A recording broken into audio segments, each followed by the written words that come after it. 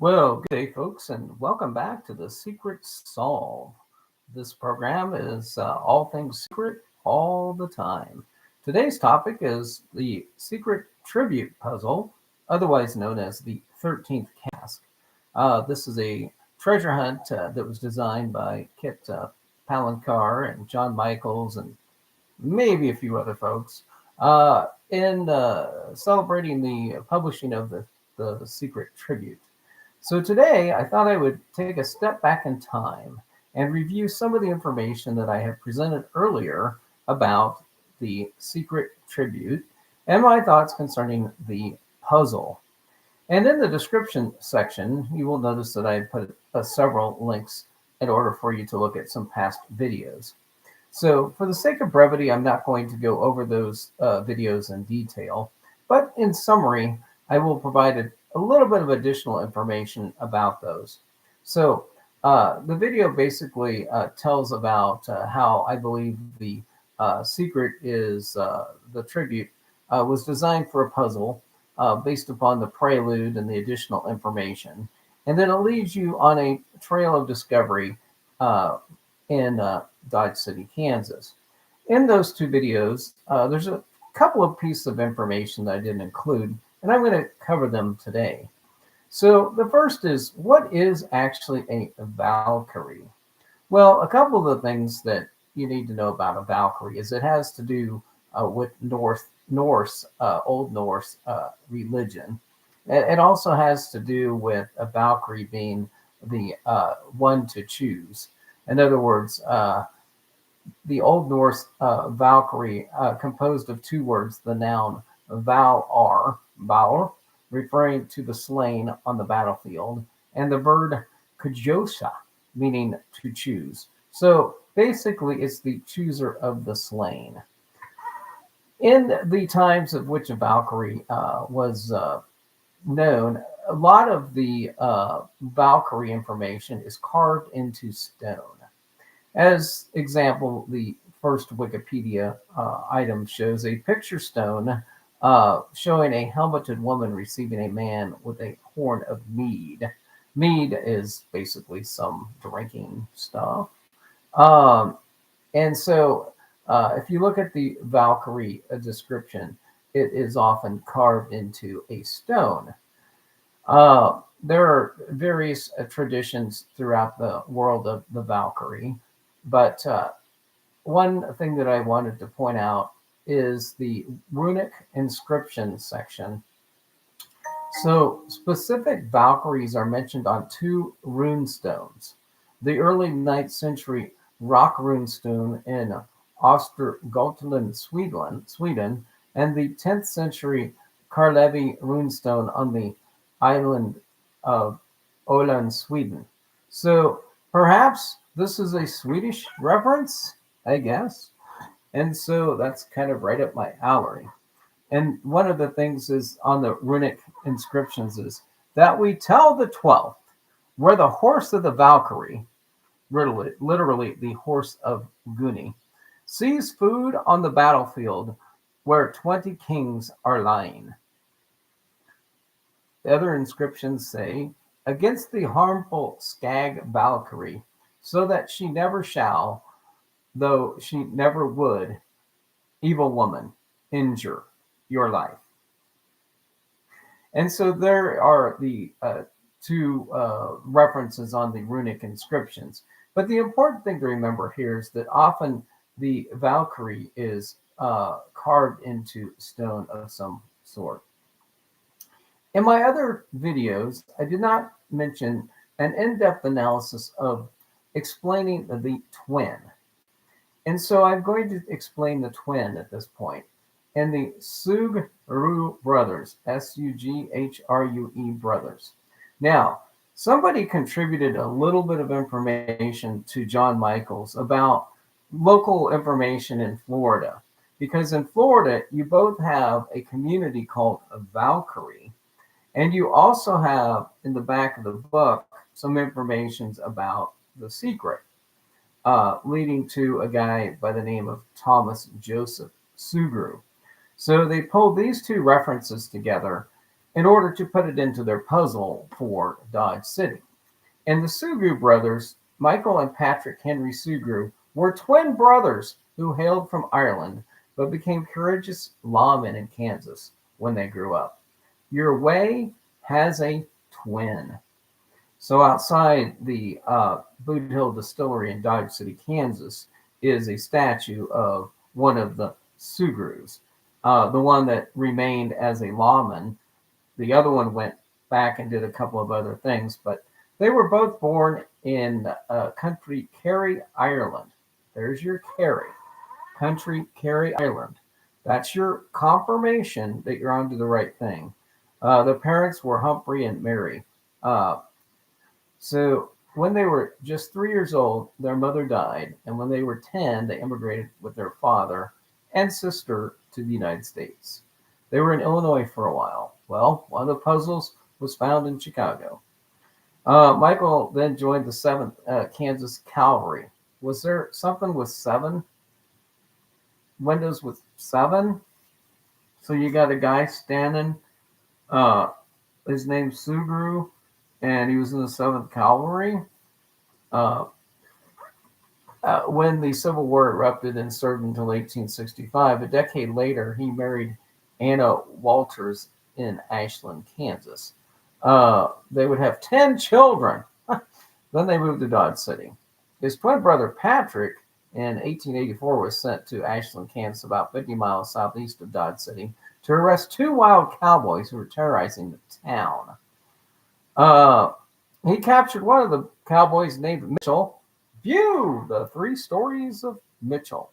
We're now tying that back into the secret tribute puzzle. And we all know how much John was infatuated with the Mitchell building. So how could he not have some reference to a Mitchell in a puzzle that he was going to put together? The other, Nels Matthews, fled. So after placing Mitchell under guard, he pursued Matthews. And while the deputy was gone, vigilantes hanged Joe Mitchell. Okay, well, that might be the hanging that we're looking at in the figure. Through Sugrue could not track down the other wild cowboy. The citizens of Ashland were pleased, and they named him the town marshal in December.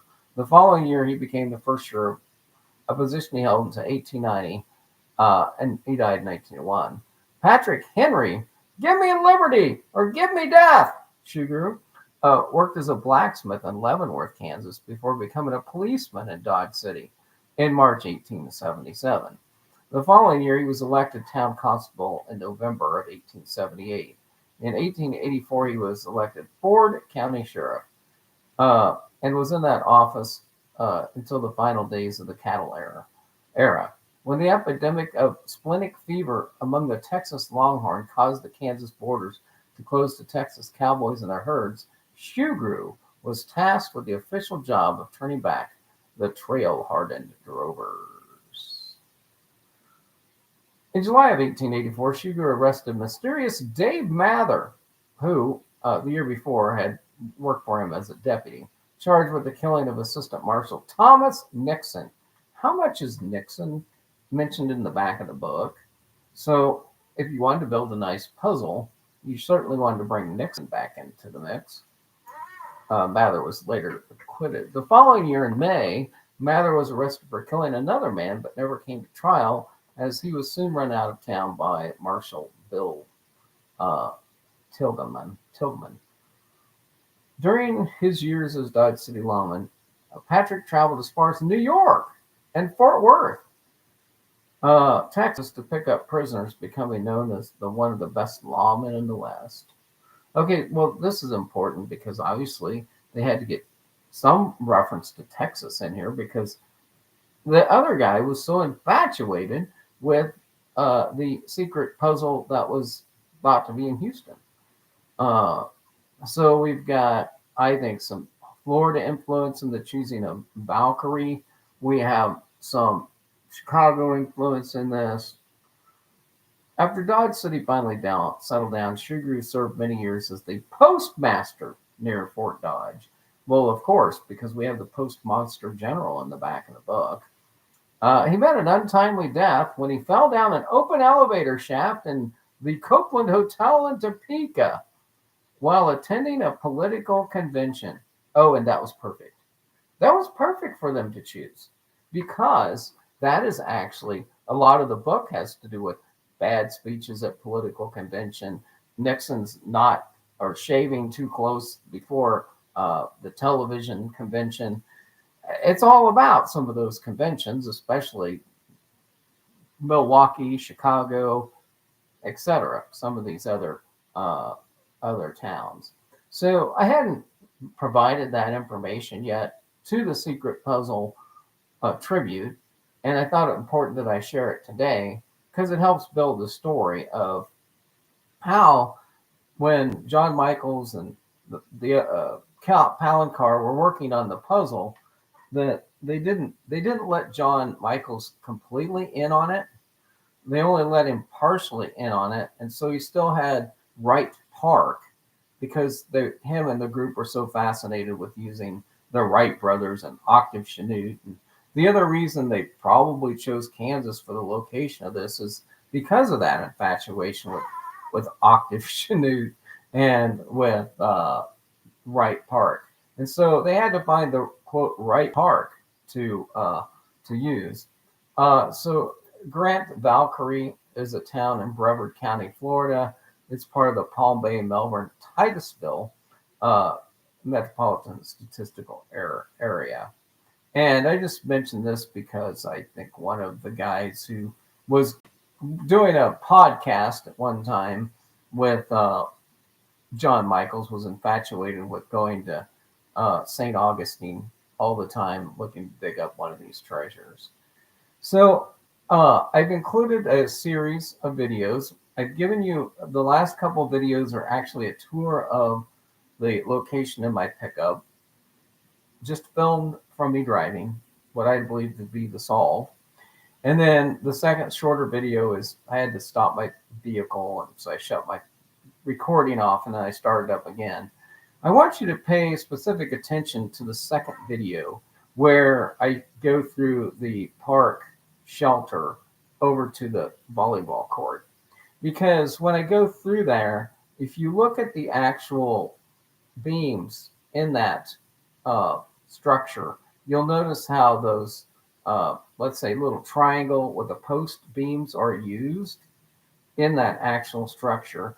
Also, notice in the background, as I point out, the elevator that's in the limb and how all of that works together. You'll also find in those videos I included my quote unquote cheating method when I determined this was in the volleyball court. Instead of using their puzzle to try to exactly figure out the location, it had only been, let's say, a year or so since the John Michael had went out and retrieved it and placed the proxy item, that there was still a physical mark in the park soil of that park that showed where he used the auger to spin the sand in order to put it in the ground. And I pointed that out in one of the two videos where I go over my solve. But pay a particular attention to those details and when looking at these ideas. So I'm probably not going to continue my claims that I found the proxy item because I've made this point for over 2 years now, and nobody seems to want to come forward and accept the fact that it's not in Louisville and that the match to the facade there is incorrect. I will grant you this. I think that perhaps they had considered putting this in that park at one time. And what happened is they went and started to reconstruct the bridge. So there's a bridge in the park that you're all looking at that has some confirming details. But I think what happened is they launched this maybe with intentions of using that.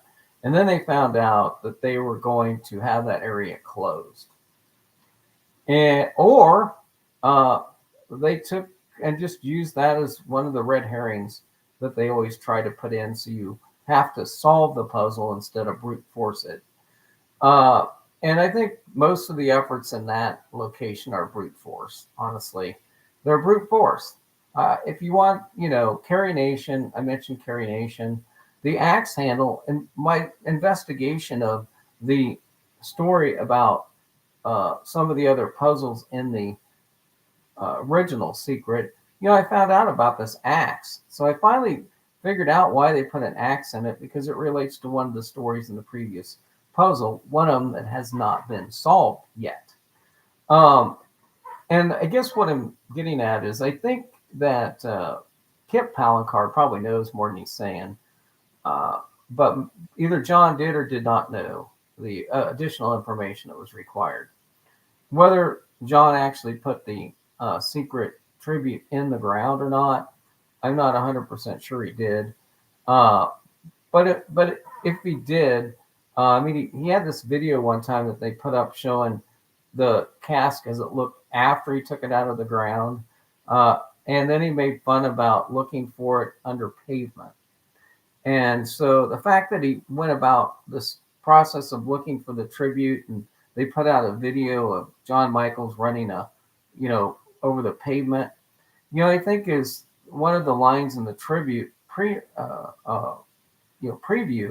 or tribute to the third was about this, asphaltium. They use the word asphaltium in it. And when you get right down to it, the object that I recovered actually has, if you look at the very first of this video and the picture of the croptolite that was in the ground, you'll understand that the reason they used the word Valkarie is, in addition to the street name Carrie, they also wanted to show you how most references to Norse mythology and a Valkyrie actually are shown in history. There are these carvings on rock. And so if they want to perfect their puzzle, they have to actually have the proxy item be a carved item that's on rock. And to even better make their puzzle fit the theme of their cattle drives, they had to actually use a piece of croptolite. Okay, croptolite is fossilized shit. So they actually had to use a slab of croptolite in order to do the engraving on it that showed the long branch. And if you look at the piece of croptolite that I put at the beginning of this video, and is also pictured in the WordPress document, and you understand how the solve works, you might come to the conclusion that, yeah, they used some croptolite, they engraved something from the tribute on it, so you knew what you found was the real proxy item. And the fact that they pulled the tribute 13th cask box, and then John Michael put up a video of him opening it up and showing how the cask had gotten damaged and why they were worried about it. And whether that was actually in the ground somewhere, or whether it was just in his backyard or in his garage, or whether that was just for show, we'll never know, because unfortunately the man passed away. All I know is that John Michaels died about a month after I started making claims that I'd found the secret proxy item. And I don't like coincidences like that, honestly. I emailed him, and 3 weeks later, he was passed away. So it was sad. I didn't make that many claims about it over the last year or so. I made my initial claims, but the secret tribute is not in Louisville. I hope the new information that they released showing you the puzzle sketch, if you will, that was developed before the actual secret was put in the ground, assists some people in maybe moving their solve ideas out of Louisville, Kentucky, and looking at it as a puzzle that still needs to have refinement. And just as I pointed out in my series on the secret itself, then maybe people can reevaluate some of these ideas that people have been working with for the last 5 to 10 years that just don't seem to work out. And maybe reassessing some ideas about what these puzzles were about and where they could be located will assist you in finding one of them. And, the goal here is to get people to go present solve ideas that make sense and to back them up with information in the book. So I had this epiphany last night. It wasn't much of an epiphany, but I had it. And I was laying in bed, and just about as I was ready to work up, I go, why did they call the back of the book the Spotter's Guide? They could have called it or a field guide or where, I mean, did they call it a field guide to the fair folks? I don't know where it got the name Spotter's Guide.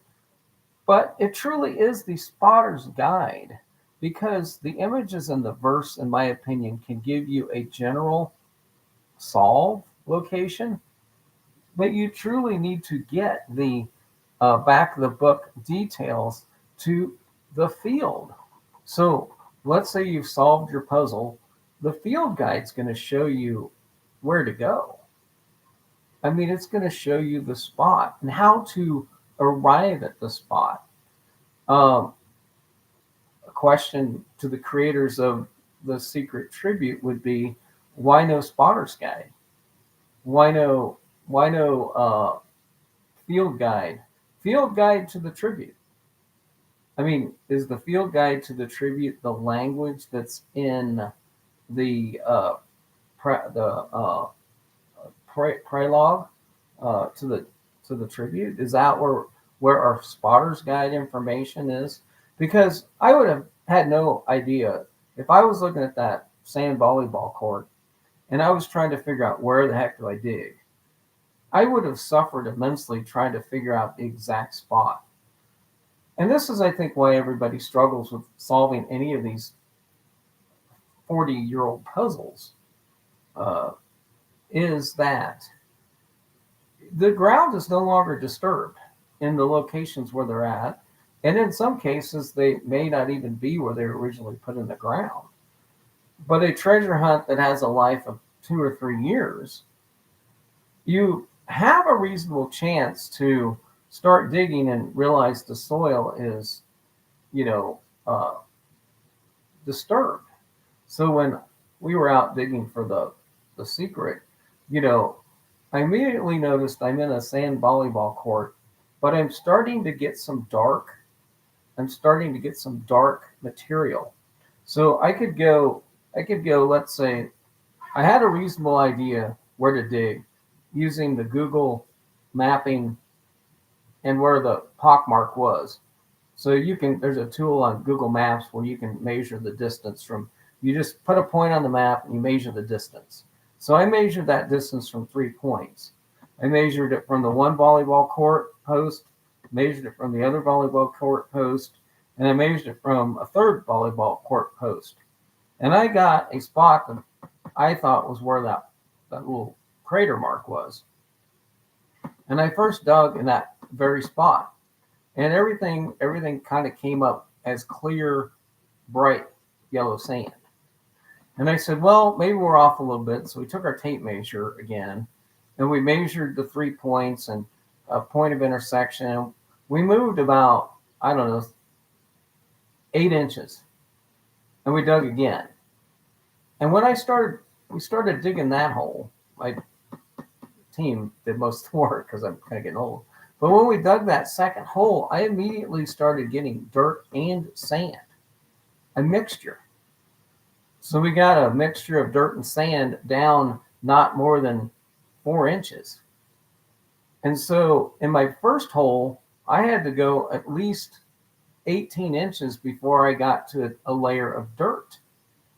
When we dug our second hole, we were 4 inches into it, and we were already digging up dirt and sand. We kept digging that hole and probing that hole until we reached that croptolite. And once we reached the croptolite, we didn't know what we'd found. And we both looked it over and we go, well, we had 4 people there. We all looked it over and we go, what is this? And we looked at it for a minute and then we started, taking a the dirt off of it. And we said, well, maybe that's just a rock. And so we then made our hole a little bit bigger, if you will. And we stopped getting black dirt at the level of, let's say, 6 inches. So after we got out about 24 inches, we were back to just plucking out sand. And we kind of looked at each other and we go, well, we haven't found anything else that looks like what we just dug up, and we've been digging here. And we've probed about 5 feet, well, not 5, but about a 4 feet area. We've stuck an actual, 36-inch probe in the ground, and we had not found any other hard objects in that sand. And then we finally, one of us poured some water on it, and we started looking at that thing, and we go, well, it's kind of got something carved in it.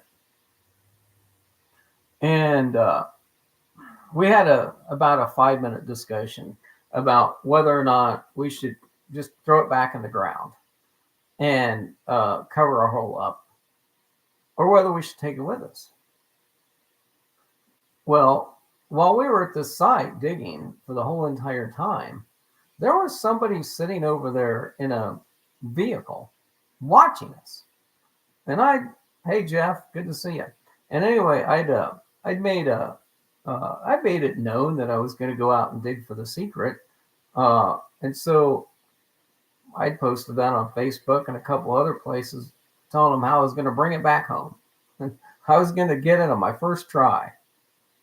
And I don't know why this guy stayed the whole entire time while we were digging a hole. Was not in any park service vehicle. Never approached us and asked us what the hell we were doing. And we decided we'd play a game at that point. And I said, you know what? If this guy really is a treasure hunter and really does know that we're at Wright Park, like I said it was going to be, or if this is the person that's supposed to keep an eye on it, why don't we play a game? And so we're going to grab our tools real quick. And what we're going to do is we're going to kind of casually jump up and down a little bit and throw our hands up in the air. And one of us is going to act like they've got something. They're going to shove it underneath their jacket. And then we're going to all run back to the pickup and drive off as fast as we can.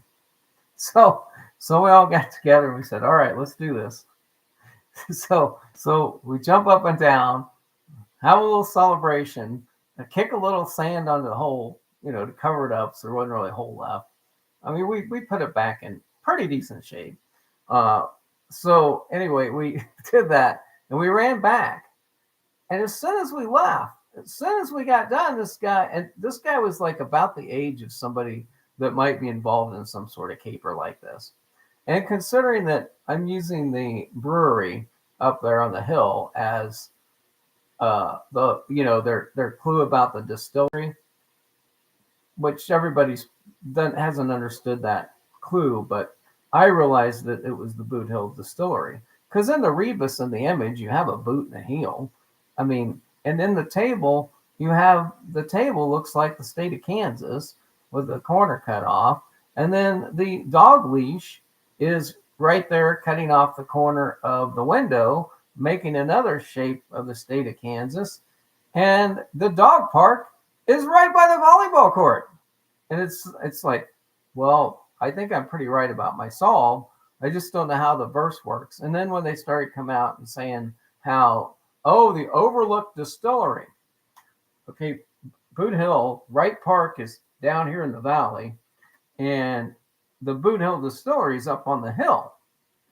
And the down below started to make sense. And then the spans, cross the spans. Now, there could be an ethnic reference here to the Spanish people, but Dodge City is a very multicultural city. It's mostly Koreans, Asians, Hispanic, And then there's a few white people living there. But anyway, anyway, Dodge City is pretty multicultural. Vietnamese, forgot to mention them. Anyway,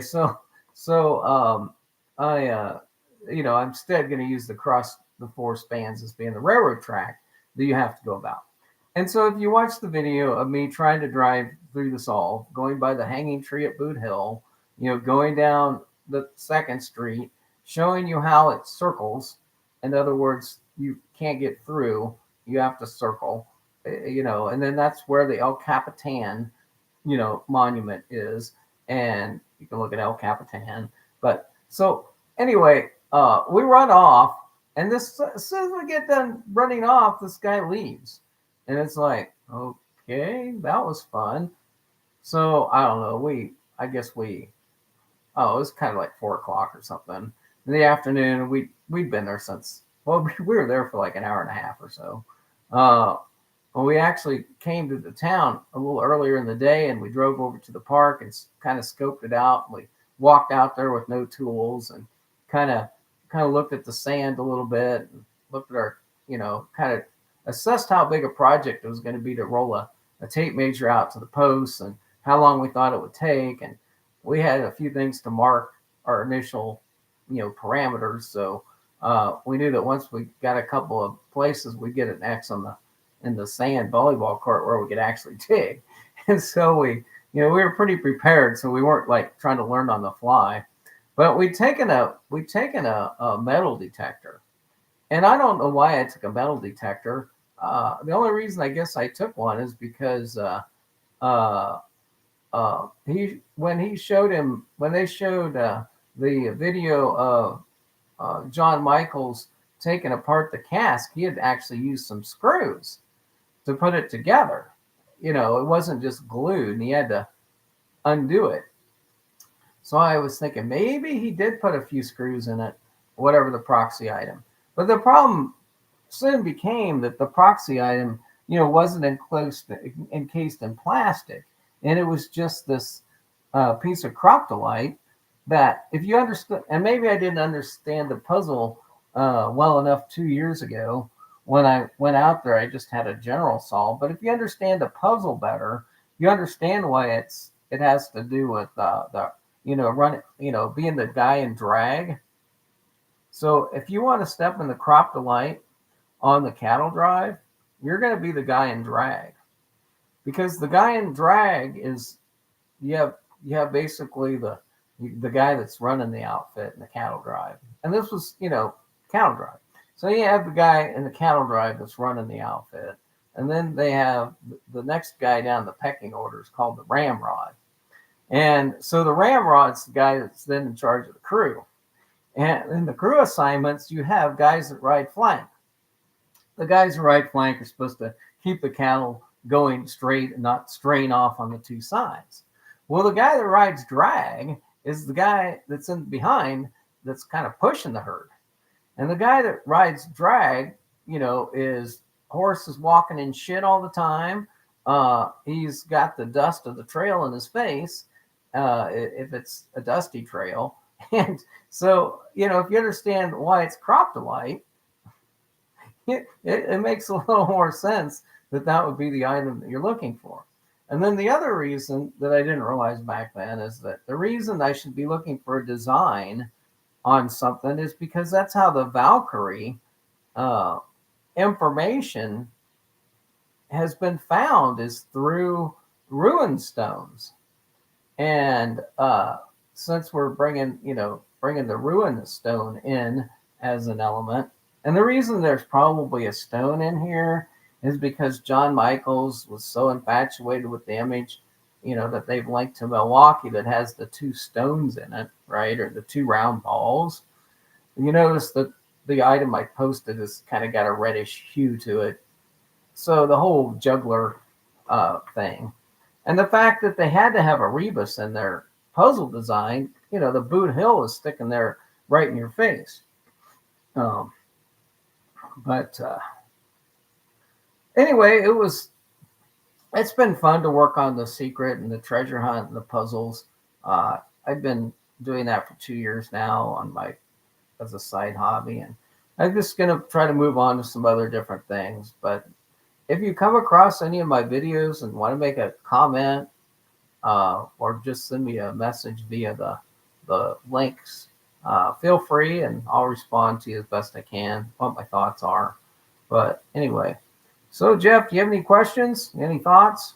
Do you have any thoughts, Jeff? I think you're in the room. I see I have one person watching. Don't think I'm watching myself. But anyway, well, thanks so much for joining in today. That's going to conclude my review presentation of the information that I previously submitted concerning the tribute, the 13th cask, for a solved location that I believe to have been in Wright Park off of Cary Lane in Dodge City, Kansas, below the Boot Hill Distillery. So Jeff remembers when I posted those videos. Oh my God, you've been following The Secret for a long time. That was 2 years ago. I put those videos out in 2021, I think. So at this point in time, I rarely do this. I will be back as soon as I close this, and I will show you the item so you can look at it from multiple angles.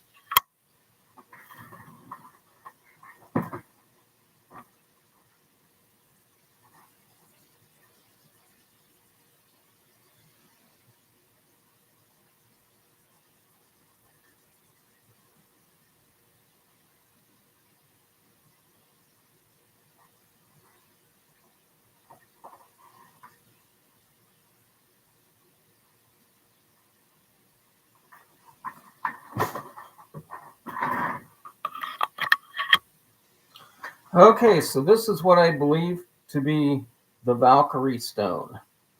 So the Valkarie stone at the top has the tree carved into it. And then this little guy here with the forked tongue appeared in the secret tribute, the forked tongue aspect. But so you have the tree branch above, and then you have the guy with the forked tongue on the stone. Then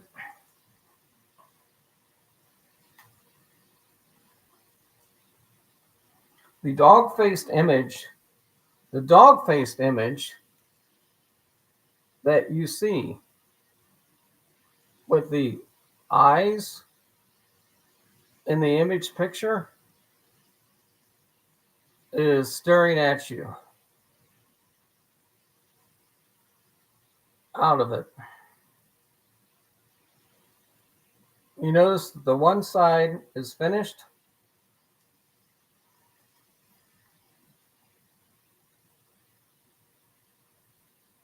With all kinds of detail. The other side of the rock is not finished. It's just raw poopy. And the shape of this rock has a significant image as well, or importance. But, the rock has to have been cut or cleviced in some way in order to make it into this triangular shape, because otherwise the naturally occurring outside appearance of it would be that. So it's been broken specifically for the purpose. So again, I believe that to be what the image was drawn from up close.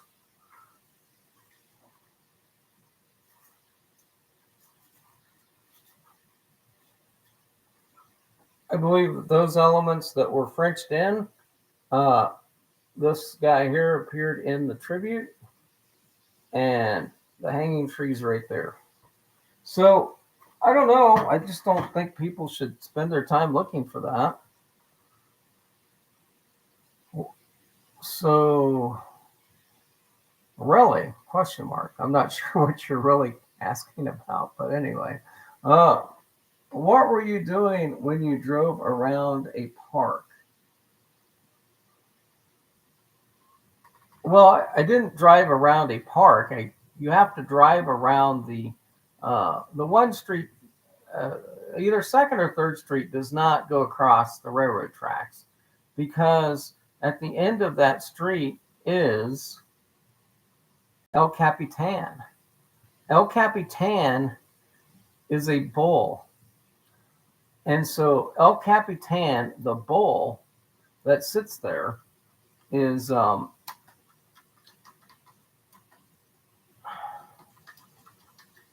it's okay. So there's an El Capitan statue, a Longhorn statue that sits there at the end of like Second or Third Street. Just type in El Capitan, Dodge City, Kansas. The marker on El Capitan says, this statue commemorates the Texas Longhorn. I gotta get my thing. This statue commemorates the Texas Longhorn that gave Dodge City its place in history as Queen of the Cowtowns.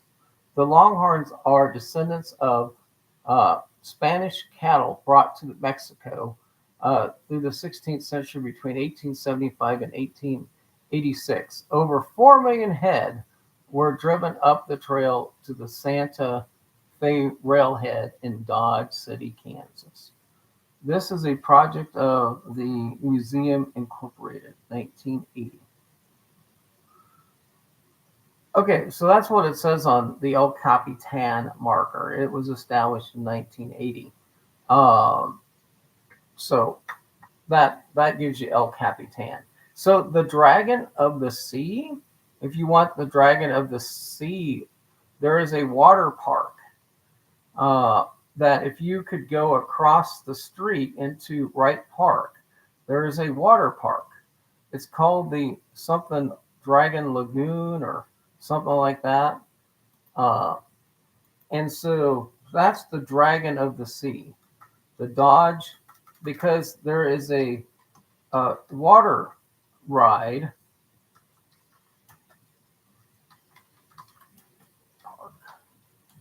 So the Long Branch Lagoon, you can just Google Long Branch Lagoon. And if you take a look at the photos of it, that's going to be your Dragon of the Sea.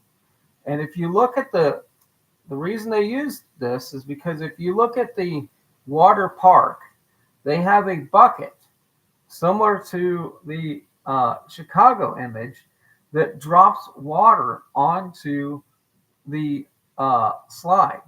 In other words, it's got the dumping bucket of water that was in the other puzzles. And then they have this really long water slide as well. But that's why you've got the dragon. And the reason they probably use this is because it's got that snaking serpent looking appearance that occurs in another one of the puzzles. John Michaels was so convinced, and the other people, that there was a zoo in Herman Park. And on your way along Cary Street, you will go by the Dodge City Zoo.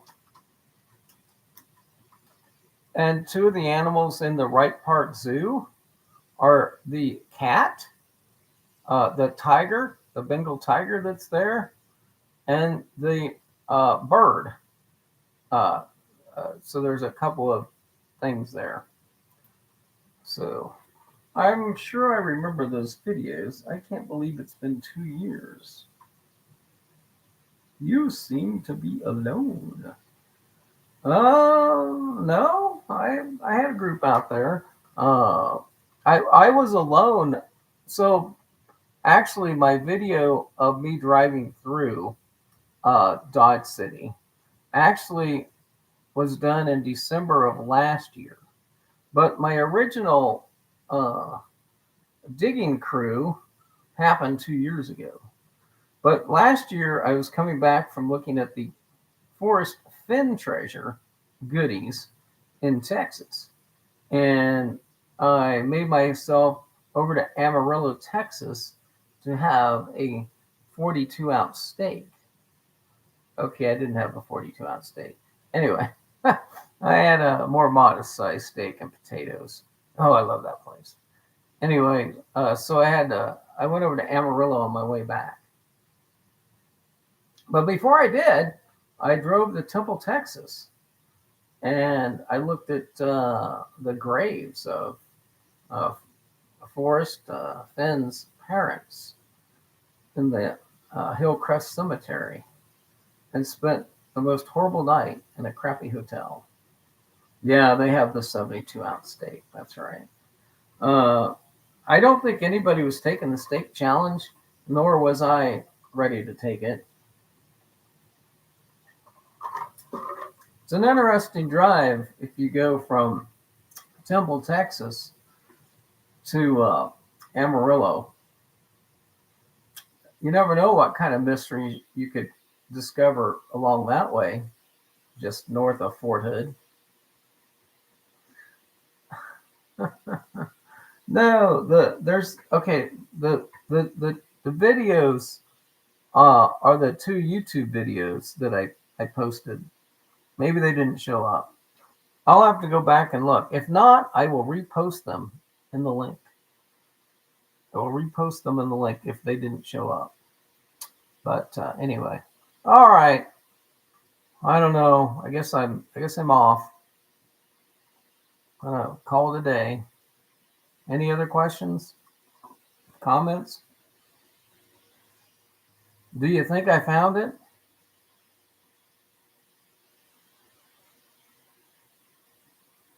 Somebody out there needs to come forward. If this isn't the solve and that's not it, anyway. You got a speeding ticket in Shamrock in 1973. I don't know where Shamrock is. I almost got one in Morton County one time, but she let me go. Okay, if I didn't put my links in the video correctly about my April Fool's joke that wasn't really an April Fool's joke, I'll make sure I put those in the link below or in the comment section. But I thought I had it all loaded correctly. I did have to redo this video because I started. Oh, it's outside of. I might have stopped in Shamrock for grass. No, this isn't marijuana time. No, for gas. I might have stopped there for gas. Well, if you drive all the way from Temple, Texas, to Amarillo, I'm just going to tell you this: it won't be Amarillo by morning. It'll be Amarillo by afternoon. Because I seriously left that shitty hotel in Temple, Texas at like 6:30. Got a little bit lost going out of town. And but it was well past 12:30. It was almost 1 o'clock before I got to Amarillo. Yeah, it was a kangaroo court for sure. Okay. Catch you later. Have a good one. Have a good weekend. Ending stream.